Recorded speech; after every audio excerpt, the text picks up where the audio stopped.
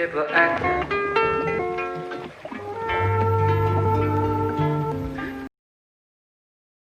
Assalamualaikum warahmatullahi wabarakatuh.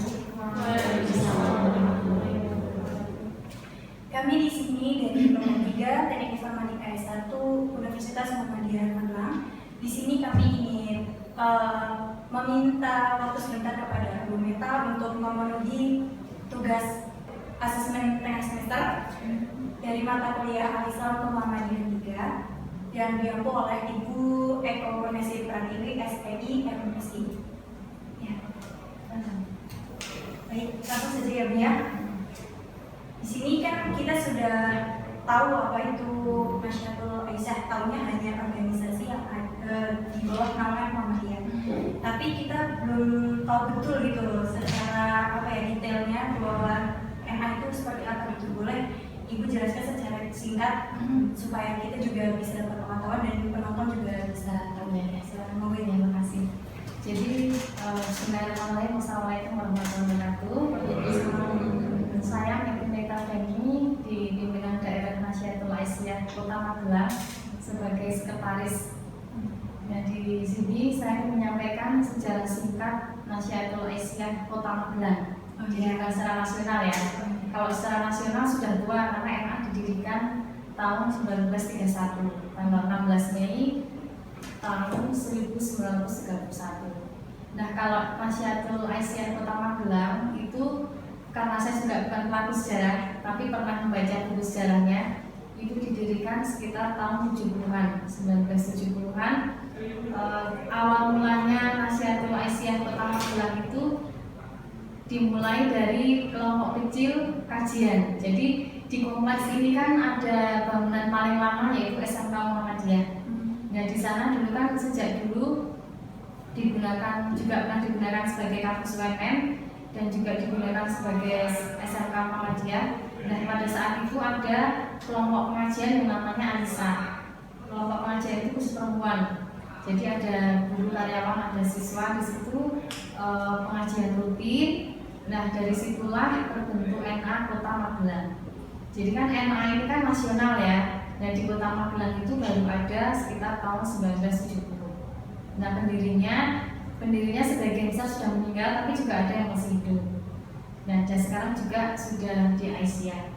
Nah, NA Kota Magelang ini sejak tahun 1970 sampai sekarang pengurusnya kan selalu berganti. Nah, di tahun ini periode sekarang itu adalah periode 2016, periode 2020. Jadi tahun 2016 sampai 2020, yaitu periode Muktamar 13. Jadi kalau kita pakainya periode Muktamar, jadi Muhammadiyah, Aisyah, NA itu pakai periode Muktamar.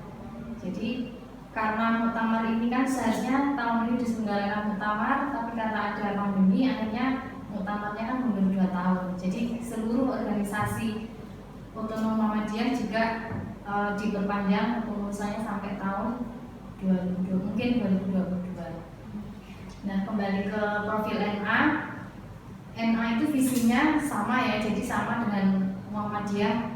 NA itu memiliki tujuan mewujudkan putri Islam yang berbakti, yang berguna bagi keluarga, bangsa, dan negara demi mewujudkan masyarakat Islam yang sebenar-benarnya. Jadi itu turunannya visi-misinya Muhammadiyah. Hanya ini khusus perempuan. Nah, Nahdlatul Aisyah Kota Magelang ini secara organisasi juga menunjuk pada pimpinan pusat sama dengan Muhammadiyah. Jadi jenjang organisasinya adalah pusat, wilayah, daerah, cabang, dan ranting. Nah, pusat itu nasional, kemudian wilayah itu skalanya adalah provinsi, kemudian daerah itu skalanya kota kabupaten, kemudian cabang itu skalanya kecamatan, dan ranting itu kelurahan.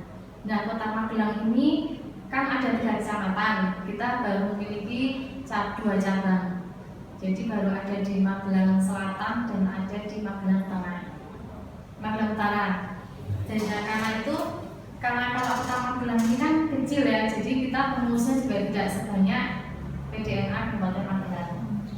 Nah, kita kepengurusannya juga sama, ada ketuanya itu adalah Bu Tiwi, Bu Eko Kurniasih Pratiwi, kemudian sekretarisnya saya, terus bendaharanya Bu Nisa Lampang, salah satu karyawan di Muhammadiyah. Kemudian ada lagi. Kalau boleh tahu, Ibu sendiri di NA ini sudah berapa lama nih menjabat? Saya di NA sudah masuknya. Kalau saya di NA sejak lulus. Jadi di Muhammadiyah itu kan gini ya, Muhammadiyah itu kan organisasi masyarakat yang pengkaderannya itu harus berjenjang. Jadi ketika jadi mahasiswa, dulu saya aktifnya di IMM. Jadi saya mengenal Muhammadiyah itu ya di UMM. Sebelum masuk UMM saya nggak pernah mengetahui apa itu Muhammadiyahnya. Di Muhammadiyah ini kan yang kalau pelajar mereka organisasinya ada IPM, HW. Terus kalau mahasiswa itu masuknya ke IMM. Nah saya masuk MA ya sejak selesai kuliah. Jadi sejak IMM itu kan ketika kita udah lulus maka juga ya kita lepas kan karena statusnya kan kalau IMM kan ikatan mahasiswa. Maka ketika kita juga jadi mahasiswa masuknya ke MA. Jadi berjenjang. Jadi ketika udah lulus dimanapun kuliahnya itu seharusnya kita mencari MA di MA. Kemudian dari situ masuklah ke MA. Jadi sejak tahun 2007, jadi saya lulus 2007, lulus S1 2007 dan sejak itu sampai sekarang masih di MA nya. Mungkin dari teman-teman juga ada yang mau tanya. Faris atau siapa? Mungkin Saya ingin bertanya, kegiatan rutin apa saja yang sering dilakukan di NA ini? Terus kalau boleh tahu program kerjanya untuk tahun ini itu apa? Ya, jadi kalau kegiatan unggulan kita itu adalah pelayanan remaja sehat milik NA, namanya Pasmina. Jadi Pasmina itu kepanjangannya adalah pelayanan remaja sehat milik Nasyatul Islam. Pasmina itu sebenarnya adalah salah satu program unggulan dan yang paling sering dilaksanakan karena Pasmina itu program kerja dari pimpinan pusat yang diturunkan ke seluruh daerah di seluruh Indonesia. Nah, jadi Pasmina ini konsepnya itu seperti posyandu, mirip dengan posyandu. Jadi kita ada pos pendaftaran, kemudian ada pos kesehatan, ada pos edukasi, ada konseling, ada gizi. Nah, Pasmina ini diperuntukkan untuk remajanya, untuk remaja fokusnya. Karena NA ini kan NA ini kan khusus menangani masalah perempuan dan anak. Jadi semua program kerja kita, semua arah diskusi kita adalah masalah perempuan dan anak. Nah, jadi Pasmina ini juga dalam rangka mengedukasi para remaja. Kenapa dimunculkan program kerja Pasmina? Karena dulu sebelum Pasmina ini ada, pimpinan pusat itu mengadakan penelitian di Jogja bahwa ternyata pelajar para remaja di Jogja itu yang usia 16 tahun itu ternyata sudah 80% itu pernah melakukan hubungan badan. Nah, berangkat dari sana keprihatinan Nasyatul Islam atas kondisi seperti ini akhirnya dibuatlah program yang namanya Pasmina. Jadi Pasmina itu memang fokusnya mengedukasi remaja bahwa ini loh, kalau kamu udah menstruasi kamu harus bisa menjaga. Jadi kamu harus bertanggung jawab dengan alat reproduksimu. Kalau yang cowok ya kayak gini, kalau yang perempuan harus seperti ini. Jadi kita mulai dari anak-anak SD. Kenapa anak-anak SD? Karena kan usia SD itu kan pertama kali menstruasi. Jadi mereka yang diedukasi lebih dulu. Jadi kalau anak-anak SD udah baru SMP. Jadi kita pas awal-awal adanya Pasmina ini kita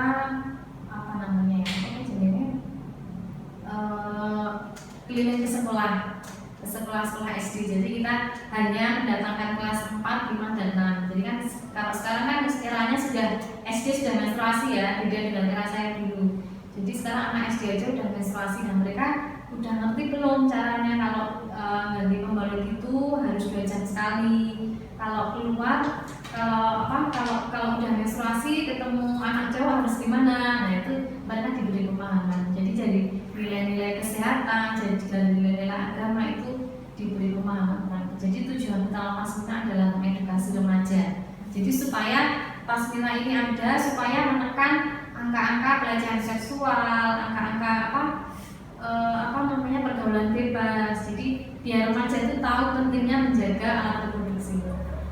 Kayak gitu. Itu program bulannya. Kalau program rutin di Kota Magelang selain Pasmina hanya kajian-kajian biasa. Jadi kita kumpul kajian kitab apa, terus kalau nggak tasing, cuma gitu aja.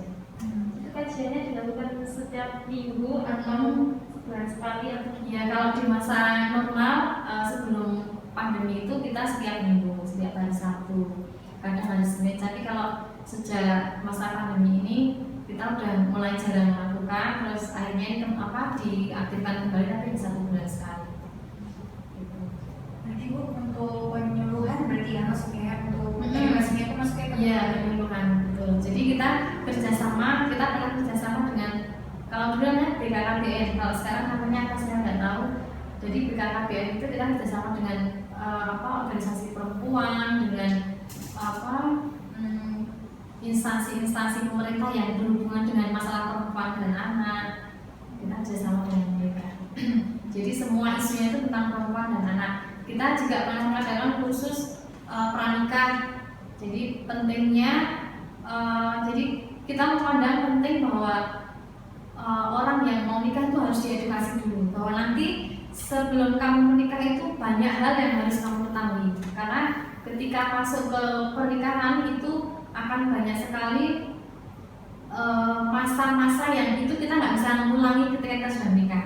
Nah, jadi NA mengadakan ini ya, jadi dimulai dari pranikah, terus nanti ada khusus untuk ini kelas ibu menyusui, kelas ibu hamil, jadi itu edukasinya ke sana. Jadi intinya kita ya, jadi intinya semua kegiatan NA itu adalah mengedukasi perempuan.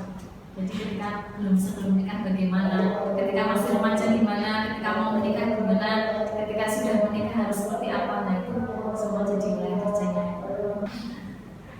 mungkin dari teman yang lain Yang cowok di dalam kita ini sendiri itu ada kriteria khusus nggak untuk menjadi anggota? nggak ada.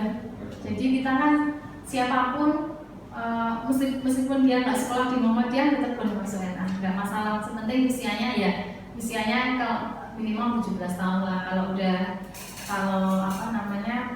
SD enggak, kalau masih SD SMP kan IPM dulu aja. Tapi kalau NA kan udah biasanya anak-anak yang udah kalau NA itu kalau NA di kita itu NA itu karena di dalamnya itu kan usia produktif. Jadi di NA itu kebanyakan ibu muda, terus kalau enggak ya pengantin baru, ibu muda, terus yang usia 30 tahunan lah, anaknya masih SD. Itu rata-rata orang NA itu kayak gitu. Jadi di atas 2. Jadi kan dia peralihan dari IMM ya, dari orang lulus kuliahan terus baru masuk NA. Kalau anak-anak SMA kan masih di IPN, jadi banyak di IPN. Tapi kalau NA itu wis isine biasanya orang-orang yang perempuan-perempuan yang masih kerja, anaknya kecil. Jadi kita kena kendalanya di NA itu ketika rapat halangan kita biasanya ya pekerjaan rumah, jadi pekerjaan dan masalah rumah. Jadi anaknya masih kecil-kecil, masih ngantong dan lain sebagainya. Jadi kita ya hanya biasanya kita ngakalinya juga cukup rapat di WA aja terus kayak gitu. Jadi nggak ada kriteria khusus harus seperti ini. Yang penting saya jasmani dan rohani aja. Berarti kan tadi bilang minimal 17 tahun. Semisal kayak mengarah ke dua organisasi, misalnya IMA sama NA. Boleh, nggak apa-apa ya. Tapi biasanya karena kan dulu saya juga ngalami, jadi masih di IMM tapi juga ikut NA. Biasanya kita hanya jadi anggota biasa dulu. Karena kan kalau di Muhammadiyah itu kan gini mas, biasanya mbak NA itu nanti ngajak mahasiswa anak-anak IMM yang udah skripsi, yang udah lulus, yang hampir lulus, itu diajak ke NA. Jadi kan itu sebagai metode untuk pengkaderan. Kalau nanti mbak-mbaknya yang udah masuk usia 40 tahun kan harus diganti ya. Jadi yang gantian itu juga harus anak-anak IMM yang udah mau lulus itu. Jadi anak-anak IMM yang sudah mau lulus itu menjadi target pengkaderan kita. Jadi mereka harus gantian kita karena kita kan nanti juga usianya masuk 40 tahun. Jadi harus digantiin oleh usia yang masih 25 tahun. Jadi di Kota Magelang paling muda masih 25, jadi nggak ada yang 17 kan mereka masih jadi IMM, masih apa di IMM. Oh ya Bu, terus kan tadi Ibu bilang ada dari IMM itu kita yang NA ngasih tahu untuk masuk kita ke NA gitu nggak Zam? Jadi open recruitment-nya itu berarti dari mulut ke mulut atau ada gimana, ada Enggak, biasanya apa? ya asalnya ada Mbak, ada yang namanya kayak open recruitment tuh kayak pengadilan dasar. Jadi pengadilan dasar di NA itu namanya Darul Arqam NA. Jadi jadi kalau mau mengadakan perekrutan anggota baru itu diadakan dana. Jadi dana itu kan biasanya 3 hari 2 malam. Di situ ada pengetahuan tentang Muhammadiyah, mesti diberitahu tentang apa itu Muhammadiyah, apa itu Aisyah, apa itu NA, terus NA itu apa aja di acara dana itu. Tapi memang nggak rutin dilaksanakan karena itu kan formal ya. Sedangkan kita kan pengkaderan kan harus terus berjalan, makanya kita seringnya informal aja. Jadi anak-anak yang kita kenal, kita sering ajak diskusi, kita sering ajak rapat. Jadi kita kan sudah mendidik ya anak yang semester 7-8 itu kita panggil rapat, diundang. Jadi mereka dalam kegiatannya selalu diundang, dilibatkan dalam setiap kegiatan NA. Itu mereka belum masuk pengurus tapi sudah dilibatkan. Jadi mereka tahu bahwa mereka tuh sudah didoktrin bahwa nanti seharusnya kamu masuk NA dimanapun kamu berada, nanti kamu cari NA. Misalkan kan nggak mungkin ya kita jangan gini loh, kamu di sini aja jangan kan nggak mungkin ya. Jadi kan ada juga mahasiswa yang nanti saya setelah kuliah mau nikah ada orang mana kan akhirnya pindah. Biasanya kan gitu di NA atau magang juga kendalanya seperti itu. Kita pas open recruitment sudah dapat anggota banyak, nanti ketika mereka akan berjodoh satu-satu karena menikah akhirnya pindah ke suaminya, akhirnya gitu berkurang. Tapi nggak masalah sebenarnya, dimanapun tempat kan seharusnya meskipun pindah juga pindah ke NA yang juga yang lain kan NA di seluruh Indonesia ada.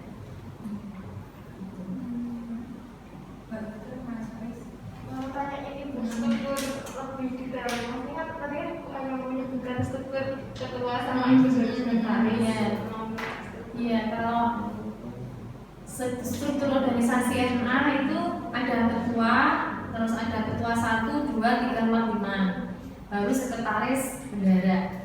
Nah ketua itu kan ketua umum ya, sebutannya ketua umum. Terus di bawahnya ketua itu ada ketua 1, ketua 2, ketua 3, ketua 4 dan 5. Nah ketua 1 itu nanti dia membidangi bidang organisasi. Kemudian ketua 2 dia membidangi bidang pengkaderan. Ketua 3 dia membidangi masalah sosial ekonomi. Terus ketua 5 tentang pendidikan Islam. Nah nanti ada mereka punya di bawahnya punya departemen sendiri-sendiri. Tapi di NA Kota Magelang kan jumlahnya nggak banyak, jadi cukup ada bidangnya aja. Yang penting ada ketua bidangnya. Jadi ketua 1 berarti ketua bidang organisasi, ketua 2 berarti dia ketua bidang pengkaderan. Kayak gitu. Jadi sebutannya ketua 1, ketua 2, ketua 3. Terus Mbak Putih itu sebagai ketua umumnya. Sederhana. Jadi saya mau tanya, pencapaian apa aja yang sudah terlaksana pada tahun ini? NA ya, pertanyaan yang sulit. Kalau NA itu kita pencapaiannya ya pas FINA itu mas. Jadi sebenarnya kalau ukur keberhasilan kita adalah kita mengadakan sesuai yang diinstruksikan oleh pimpinan pusat. Jadi pimpinan pusat menginstruksikan Nasyatul Aisyah, ya kita mengadakan Tasmina itu sesuai dengan instruksi. Terus kemudian yang kedua adalah terbentuknya cabang.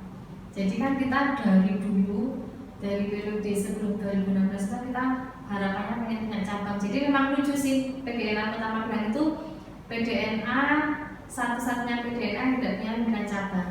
Nah makanya di periode ini kita memang mengupayakan terbentuknya cabang. Kalau di daerah lain kan pimpinan daerah Nasyatul Aisyah Kebumen punya cabang berapa kan ada datanya. Nanti terus kita itu sejak dulu mesti PDNA itu hanya daerah itu punya cabang. Padahal di sini ada kecamatannya kan. Makanya kita mengupayakan di periode 2016-2020 ini mengupayakan terbentuknya 2 cabang, dan alhamdulillah 2 cabang itu meskipun personilnya sangat minim itu ya terbentuk juga. Ya alhamdulillah ya. Ada lagi teman-teman? Saya mau tanya. Ya. Apa ibu di sini sudah menjabat sebagai apa dan sudah berapa lama? Saya sebagai sekretaris. Oh, sekretaris. Ya. Sekretaris sejak tahun bukan. Sekretaris, kalau sekretarisnya itu sejak periode 2010. Kalau masuk NA-nya sejak 2007, 2008, kemudian masuk pengurus sejak 2010 sampai sekarang. Mungkin itu aja Iya. ya. Terima kasih banyak atas waktunya, Sama-sama. terima kasih pengetahuan yang udah Ibu kasih. Kita akhirnya menambah wawasan tahu apa itu NA dan struktur organisasi, sejarahnya juga. Dan mungkin teman-teman juga jadi tahu gitu yang baru masuk maba nih misalnya ya, apa sih NA itu kita belum tahu. Nah, jujur saya juga baru pertama kali tahu NA itu Oh, iya. apa. Oh iya, ternyata organisasi perempuan gitu ya, untuk mengedukasi penyuluhan itu ya seperti organisasi pada biasanya gitu. Iya. Mungkin itu aja dari kami, kelompok 3 Ibu. Mohon maaf bila ada kekurangan, kami juga masih tahap belajar. Ya sama-sama saya juga. Terima kasih banyak ya dia atas waktunya. Mudah-mudahan bermanfaat bagi kita semua. Amin. Ya, mungkin itu saja. Saya tutup Ibu. Wassalamualaikum warahmatullahi wabarakatuh.